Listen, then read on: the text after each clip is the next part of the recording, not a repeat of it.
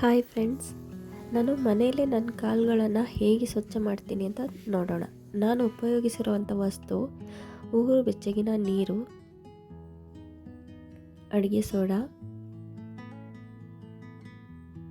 Shampoo ಇಲ್ಲಾಂದರೆ ಯಾವುದಾದ್ರೂ face wash, ಹಾಗೆ ಉಪ್ಪು, ತೆಂಗಿನ ನಾರು ಮತ್ತು ಹಳೆಯ ಹಲ್ಲುಜ್ಜುವ ಬ್ರಷ್. ಮೊದಲಿಗೆ ನಾನು ಇವೆಲ್ಲವನ್ನು ಮಿಕ್ಸ್ ಮಾಡಿಕೊಂಡಿರೋ ನೀರಿಗೆ ನನ್ನ ಕಾಳುಗಳನ್ನು ಹಾಕಿ 10 ನಿಮಿಷ ನೆನೆಸಿರ್ತೀನಿ. ನಂತರ ತೆಂಗಿನ ನಾರಿನಿಂದ ಚೆನ್ನಾಗಿ ಕಾಳುಗಳನ್ನು ತೊಳಿತೀನಿ. ಹಾಗೆ ನಾನು ಉಗುರನ್ನ ಕಾಲು ತೊಳೆದಾದ್ಮೇಲೆ ಕಟ್ ಮಾಡ್ಕೊಂಡಿದ್ದೀನಿ. ಮೊದಲು ನನಗೆ ಕಟ್ ಮಾಡೋಕ್ಕೆ ನೆನಪಾಗಿಲ್ಲ.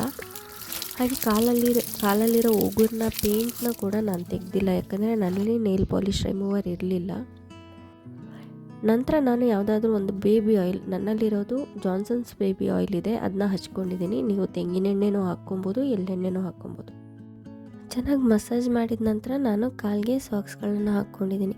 ಇವಾಗ ನೋಡಿ, ನಾನು ಇದರಲ್ಲಿ ಹಾಕಿದ್ದೀನಿ. ಮೊದಲು ಯಾವ ಥರ ಇತ್ತು ನನ್ನ ಕಾಲು, ತೊಳೆದ ನಂತರ ಯಾವ ಥರ ಆಗಿದೆ ಅಂತ.